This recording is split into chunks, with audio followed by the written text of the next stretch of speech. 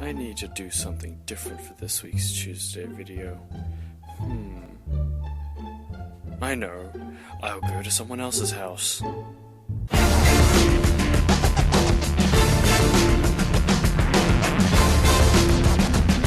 Here I come.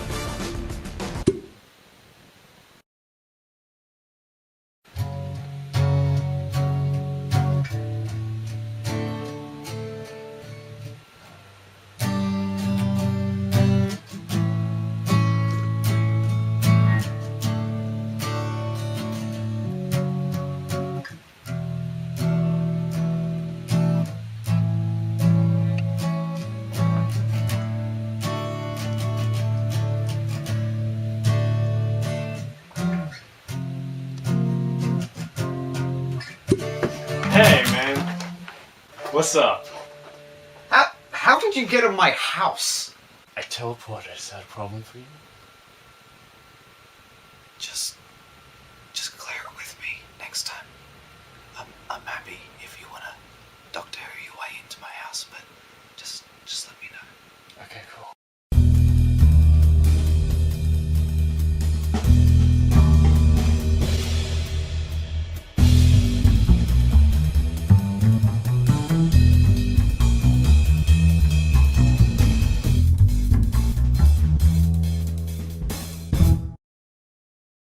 Hello YouTubers, welcome to Tuesdays with Nick again, and we're not on my bed. Did you know that? We're at his place instead of my place, because it's a twist! It's what a twist! You may want to wash your trousers after you get up. M. Night Shyamalan, that shiznez. Anyway, induce me to interloud myself. I am Inspector Tiger. Induce me to interloud Ben. This is Ben. Hello Ben. Hello me. This is a limited edition guitar owned by yours truly. Limited only in its millions. Yes. Only myself and several 100,000 other people have this. Yeah. I acquired it from the dusty corner of a friend's bedroom who decided that it wasn't good enough. And I'm cheap. So I said, love that. Ben has 5 guitars. Here is another one. Goodness. That is black.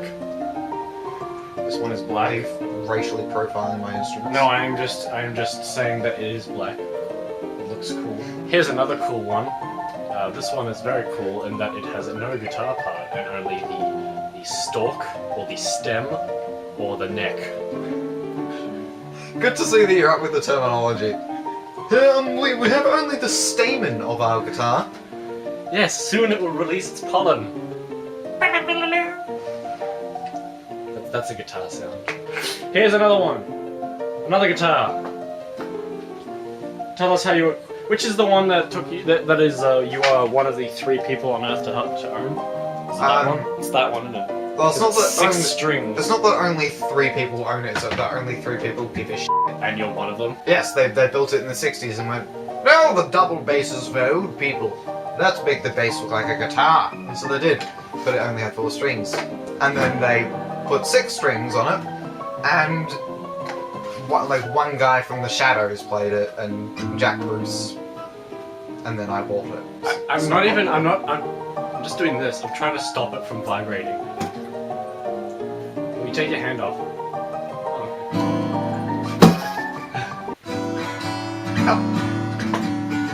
I can't play guitar, if you didn't know that, ladies and gentlemen.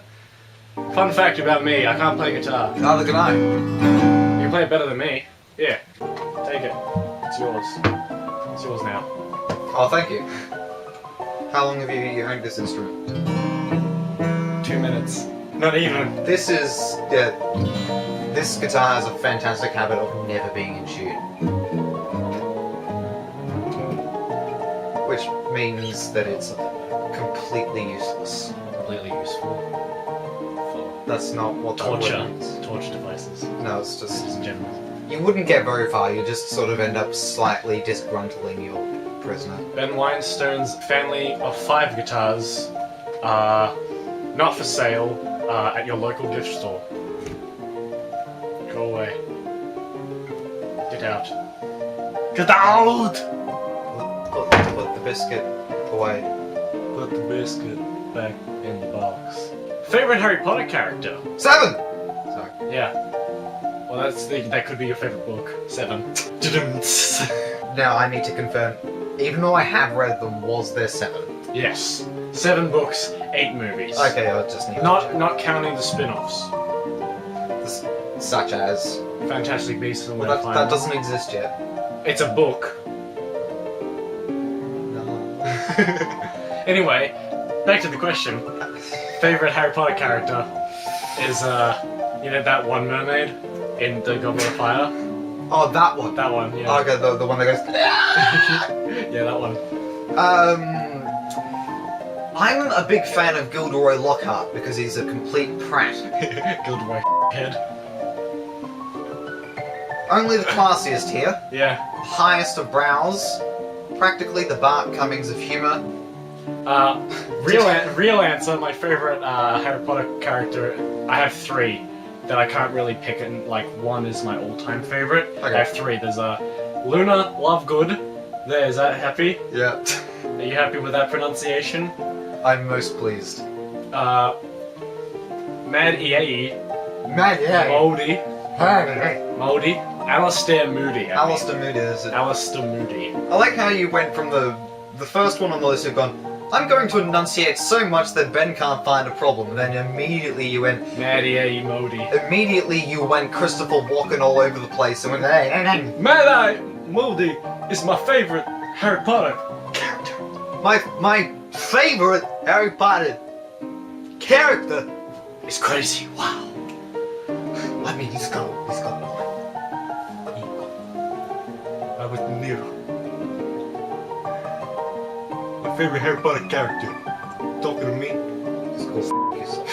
And the third one is Remus Lupin, also known as Werewolf McWerewolf. That is not his name, but he's still fantastic, and that guy with the pseudo mustache that plays him, I like him.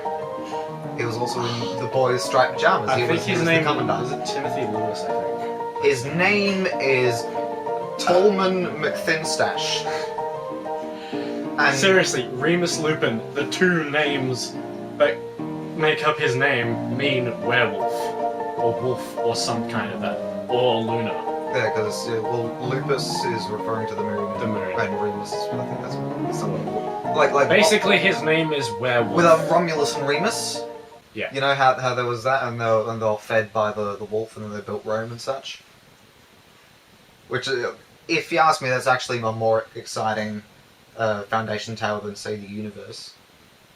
Because it was just sort of like, and there was nothing, and then there was light, and then there was dust and such. But with this, it's straight up sort of, there were 2 guys, and they said, hey, you know what? Let's make the universe. And then they did. That's no. And they went, there were 2 young children, and they were nursed by a dog. And then they went to build the greatest empire ever, except not Remus. He died. That's why it's not called Reem.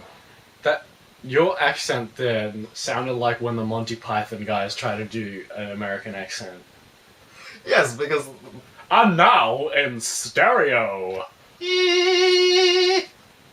Bread makes you fat. Careful with your guitars, Bwen. probably should. It's made of balsa wood. Anyway, yes, bread makes you fat. Butter makes you fat. Bread, which is made up of carbohydrates, mainly starch, which is a storage molecule.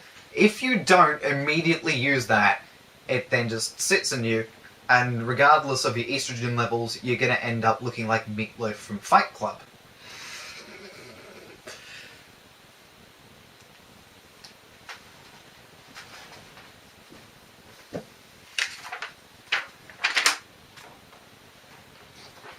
Do you want to play Skyfall? That's a film! Get out of my face. Who would be on your meme dream team? Our meme team dream team. Meme heap. Peep, Meme creep. Pole ball, more fall. We got Paul Ball Morcall. This him. This guy. God? Sorry, did that get theological for a moment? Yeah. I apologize. move, atheists. Paul Blart Mall Cop. Ronaldo Trump. What? What? Run that by me once more, please. Donald.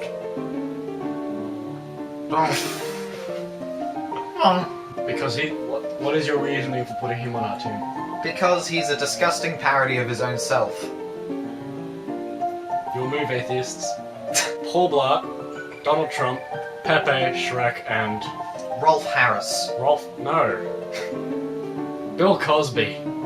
Why is Rolf Harris a no-no, but Bill Cosby is fine? Because he was a meme before he did those things. Also the clip guy, the cheers boys, oh yeah, That's not a meme. wall injunction.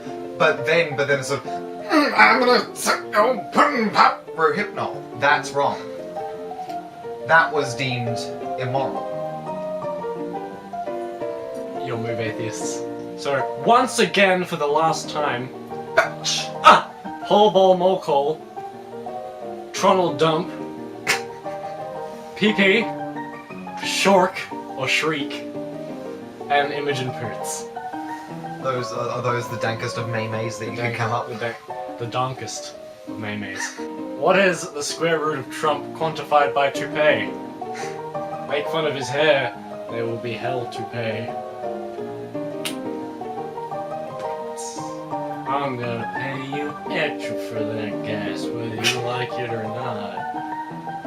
I'm gonna give you a tip, cause I was raised to be like that, but I get it. I was raised to be educated.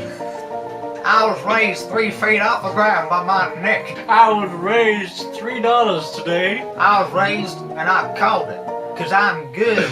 Poker Jack, black craps. Anyway, what is the square root of Trump quantified by toupee? Ben.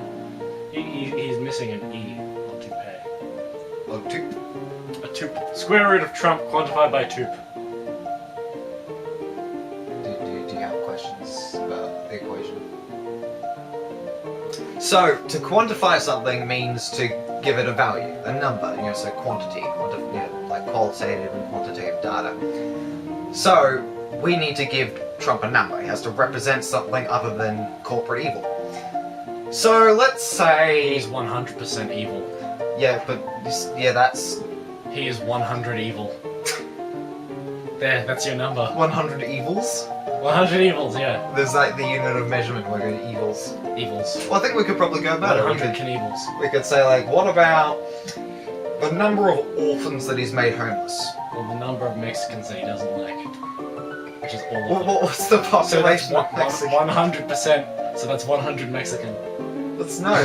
Just pick a random number and we'll go from there. Okay, yeah, so it was the square was the square root of. Can you bring up the equation once more? Here it is. I want to try and do it. It's in my hand. But can you tell me what it is? It's the square root of Trump quantified by toupee. Or toop, as it is spelled here. Oh, okay. Well, I was explaining that all wrong. Disregard everything that I said. I don't do maths. So to quantify toupee, we have to give toupee a number, and we also have to give Trump a number in order to root him. Although God knows why he'd want to. What? If we went with, say, 7, which is probably The most the amount of epidermoid cysts covering the top of his head, which is why he insists in keeping Garfield on top of it. So let's say 7, and the square root of 7 is what? I'm worse at maths than you. Good. Like the reason that I proposed it to you was to see if any of us could do it. I can't remember what a square root is. I haven't done maths in 2 years and I can already not remember what a square root is. The answer is 4. That's what Trump quantified by toupee is. It's 4. Next question. Oh, this guy looks familiar. Tiblitz effect. I wonder who he is. Scott Pilgrim has a nice base with a capital B. ... Do these jeans make my base look big? Be honest, I can take it. Wearing jeans. And neither am I. Pretend. Ben's gonna give a movie review. Good afternoon, viewers. I'm a squeamish bitch and don't usually tolerate horror movies very well. I cried when I watched The Babadook. Last night I watched a film called You're Next, which is what they call sort of a gore-style film, as in it's sort of a gore cross horror. In fact, you could probably call it Grindhouse. A lot of people that had gone and seen it had said that they didn't feel for the characters at all because the acting isn't fantastic, and that's because it's made in a shoestring budget. However, I'm a neurotic mess and connected with the characters immediately, and throughout the film many people are murdered by masked killers for an unknown reason. And throughout this chaos, the plot unfolds as to, you know, who's behind it, who... What's the basic plot? You kind of have to do that with the movie review. Okay, yeah. Well, the basic plot is that there is a family who come together after lots of time apart because they don't get along. The father is the head of a military defense agency and he's recently retired. And he buys this old house. They all turn up for a get-together, and then they are attacked by masked militants. And no one knows why, and it's extremely bloody. And throughout the plot unfolds as people die, because you work out that the people that haven't been murdered are probably behind it. So that which will reveal itself if you watch it. And I felt compelled to watch it because I saw an animation by a man called something Hardwick. He made a Simpsons couch gag, a claymation Simpsons couch gag in the style of You're Next. Okay. And it just shat on the entirety of my childhood. Because I got to sit there and watch Homer and Bart and Marge get, you know, scalped and mutilated and shot. And I was told that was based on You're Next, so I decided to watch that, and it was just as traumatizing. If you like that sort of thing, I'd recommend it highly. If you're bored by if you're bored by slasher flicks, then give it a miss. You'll get nothing from it. And if you like seeing occasional Australians, you'll have a great time, because there is one. The soundtrack was, pretty bereft of music. It was all it was atmospherics. And a lot of the time, silence is a fantastic tool. So when you've got someone hiding and you can hear footsteps, and that's all you need, or occasionally there's just sort of things off in the distance, or just little bits of strings that clue you into something coming. That was working quite well, and a lot of the shots were framed quite well. As someone that watches films so I can pull them to pieces rather than to enjoy them. Whenever someone entered a room and I was expecting someone to jump out because I hate jump scares, I was always watching, okay, what's the frame focusing on? Okay, they're standing in the middle, what's in the background? What are they pointing at? What's the main focus? So that allowed me to prepare for some jump scares. So if you're looking for them, you'll see them, and you'll know they're coming. And depending on how weak your heart is, they may or may not jolt you. I haven't seen that many horror films, so I can't really place it on a massive bell curve, but from the ones that I have seen, it's a solid 7. That's Ben talking about You're Next. I couldn't talk about it because I haven't seen that film yet. Looks good. Looks good. I probably will check it out because of that review. That stellar movie review. And I will see you next episode of whatever it is that I decide to make. Bye! He has glaucoma.